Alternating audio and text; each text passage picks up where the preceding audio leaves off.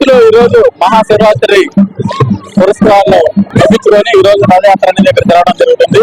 అదే విధంగా రథయాత్రలో భాగంగా ఇక్కడ కోలాటము ప్రస్తుతానికి పెద్దలు చిన్నలు అందరూ వచ్చి కోలాటం అనేది కూడా నిర్వహిస్తున్నారు.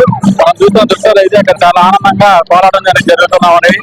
కోలాటం ఎన్ని రోజుల నుంచి నేర్చుకున్నారు, ఇక ఈ కోలాటంలో ఎంతమంది పాల్గొని ఈ కోలాటం నిర్వహిస్తున్న విషయాలు మనం తెలుసుకుందాం. అందరికీ ధన్యవాదములు. ఈ కోలాటం మేము గతంలోనే నేర్చుకొని ఉన్నాము. వినాయక చవితికి మామూలుగా ఎక్కడన్నా అకేషన్స్ ఉన్నప్పుడు దేవుళ్ళు అప్పుడు మేము వేయడానికి వెళ్తాము.